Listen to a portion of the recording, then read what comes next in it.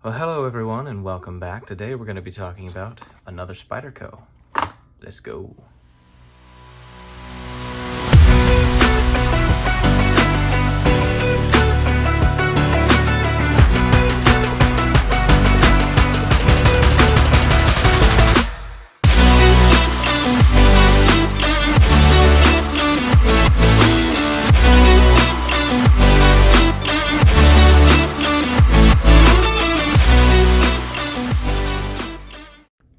So this is not the one we're talking about.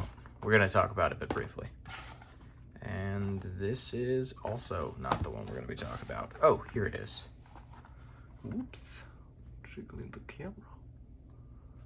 Alright, so this is Paramilitary 2. I know. Probably beating the dead horse on this one. Everyone's done a video on it, but hey, it's my turn. Now, this is kind of the go-to knife when it comes to Spydercos. If you're going to recommend a knife to somebody, it's generally going to be a PM2, which is not a bad idea. I think the PM2 is great. It's got S30V steel on it. It's a good 3.5-inch blade, especially this black version. This black version is absolutely gorgeous.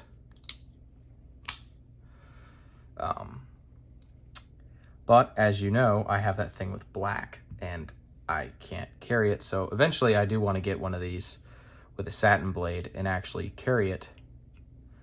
I have a friend who I recommended this to who carries his. He has a black version and he loves it. But this knife and this knife were two of the first knives I ever bought from Spyderco. And I loved them both, but they were both in black, so I had to buy more. This knife got replaced as a carry knife with the satin version, but they are so gorgeous. Some black Spydercos together, all black. I figured I'd pull out the king daddy of large black Spydercos right there, the Manix 2XL. Now,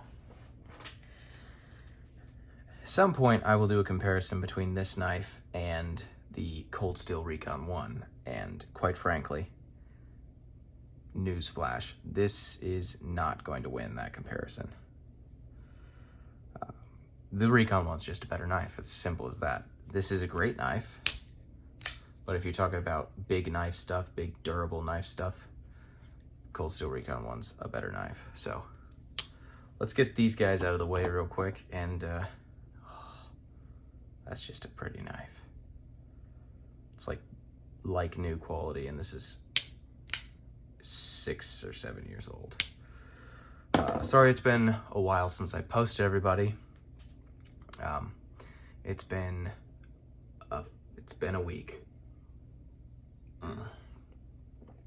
It's actually been 2 weeks. I mean, it's been a week, as in it's been a rough week. But that's okay. Little taste from home right there. So, Spyderco Paramilitary 2. Why is it amazing? Well, it's created really quite simple why it's so amazing. Compression lock. On top of other things, but let's talk about the compression lock. The compression lock offers the ease and sort of form factor of a liner lock, but without risking having your fingers chopped off because it's a stronger lock. I've said it before, I'll say it again, I'll say it 1,000 times. I don't trust liner locks. I'll never carry a liner lock. I have scars from liner locks right there. That is a liner lock scar. That's where I didn't learn my lesson. Let's see, that is actually that's a backlock scar. But I've got scars from liner locks failing on me. And I just won't carry them. But this, I'm confident in this because it uses a different sort of, what's the word I'm thinking of? Geometric, or as it uses a different principle of mechanical principle to work. Whereas the liner lock kind of puts a piece of flat steel up against the backside of the pivot area. This places a piece of steel in between that shelf right there and this barrel pin. And essentially, if this wants to close, it has to push this through that barrel pin, which is just, quite frankly, never going to happen. Now, this can slide off still, technically. It's just a lot less likely to do so. But it makes this very good, very strong, very durable knife, very smooth. It's very easy and smooth to open. It's very fun to play with. And it's just an incredible knife. It's also quite comfortable, even though the edges are relatively squared off. They're not very rounded, which is something I would like to see changed if Spyderco could, but they've also kind of nested the liners inside of this G10. So I understand why they didn't, for structural reasons. But, I mean, this is realistically going to be a pretty short video. I don't have really any stories with this knife because I hardly ever carried it. I've opened a couple bags of chips with it. But it is a gorgeous knife. I think the look is absolutely stunning. And it's very cool looking. If I was going to go into combat or something, I'd probably carry one of these bad boys in black. And I'd actually force myself to use it. But it's a good looking knife. It has a good feel. It's easy to clean. It's easy to sharpen. The profile on that blade is excellent for stabbing and slicing. It's just one of the few blades that's really would do stabbing and slicing well based on its geometry. It just works. Nice deep choil here so you don't slide forward on it. Nice ramp here in the back so you don't come off of it pulling it out of something. It's just very good. I can't say honestly anything bad about this knife, because there's if you were going to pick bad things out about it, it would be, oh well, the point is too thin. Well, of course the point's too thin. It's not meant to pry, it's a knife. What it will do is it'll stab things very well and it'll slice things very well. And if you want both of those things, you're probably going to end up with a thin point. So, I mean, it could be a negative to some people if you really want a strong point, but if you really want a strong point, yeah, I'm probably going to have to sacrifice one of the other two things, either penetration or slicing. And that's just the way it is. It's the way geometry works. But the ramp is nice and high. Gives you a lot of purchase right there. You can choke up on it pretty easily right there. If you want to, well, that's a weird way to cut things, but do it like that. Do that sort of choking motion. You can almost, well, if you do it quite right, you can reach the tip of the blade and really get some fine detailed work done with the tip of that blade. And I figured it would be appropriate, since this is the knife we're showcasing, to use my paramilitary 2 mat to do so. So yeah, if you have any questions about this knife, there it is. There's the blade and the pivot. That is this guy right here.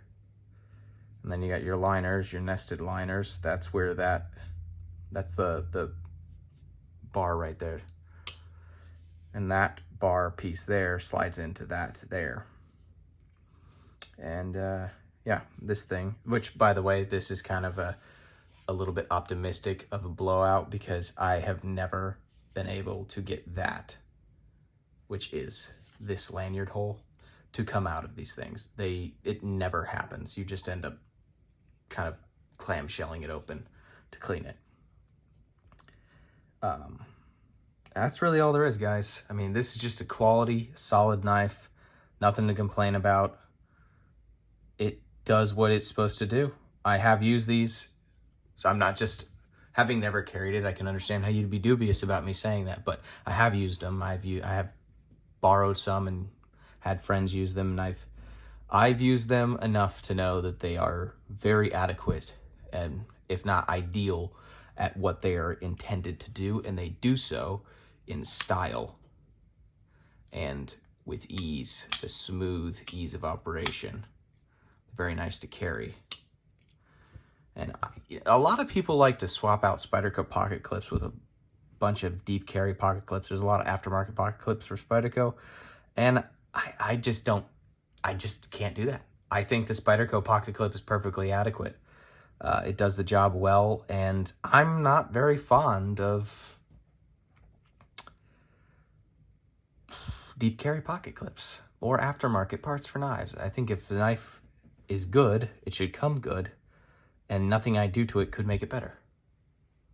So I'm not a big modder of knives, but there she is. She's beautiful. She's sexy.